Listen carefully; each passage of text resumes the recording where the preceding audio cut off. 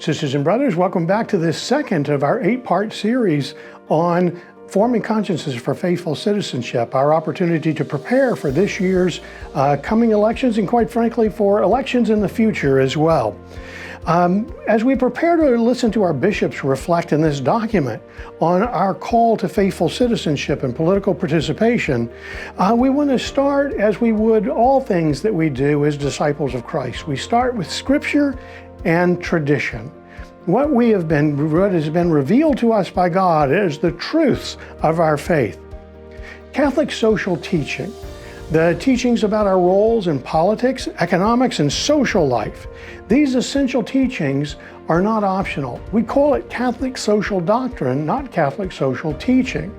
Doctrine means we're called to hold this because they are indeed grounded in divine revelation. We might take a few examples just to help us to realize that. We could start from the book of Genesis, right from the first 2 chapters, from the creation accounts that tell us that God creates the cosmos, God creates life, God creates human persons. And in that creation of human persons, we're even told something more, that we are created in the image and likeness of God. Each human person has a dignity that cannot be lost, and that dignity requires respect and care.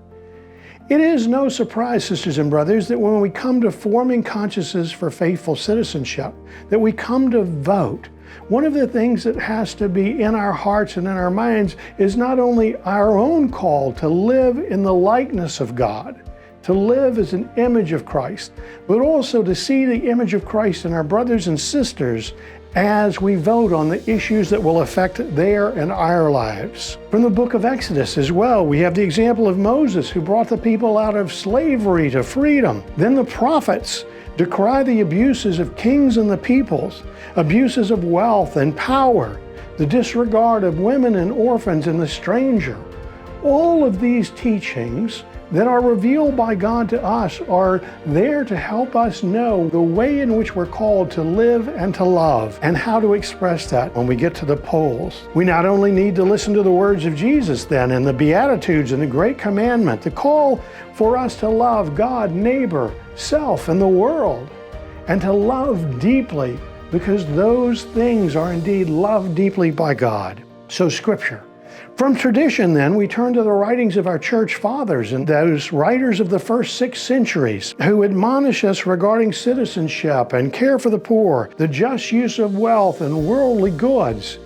In the first 6 centuries, when people were trying to figure out how do we live the way Jesus calls us to live as disciples in times of war, in times of economic turmoil, in times when we're involved in trade and business, the church fathers guide us then with teachings that are then incorporated into forming consciences for faithful citizenship.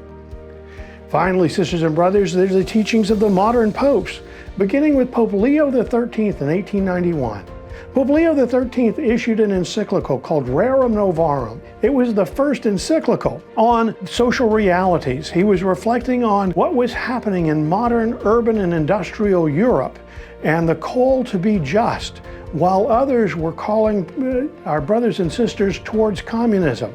His answer was, what does the church have to offer us in terms of teaching us about human dignity and justice in the workplace and between workers and owners of businesses? But beyond that, St. John the 23rd, who called the Second Vatican Council, St. Paul VI, St. John Paul II, Benedict XVI, and Francis, all who have written dozens of encyclicals and teachings, and the magisterial teachings of Vatican II, all which inform forming consciences for faithful citizenship and teach us how we might respond to the issues of our day in voting.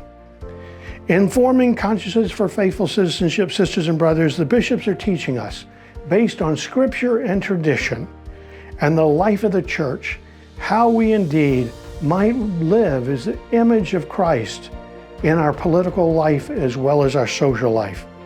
In the next section, we'll begin to open the document and consider the wisdom that's offered to us in this short work. Let us, brothers and sisters, continue to be renewed.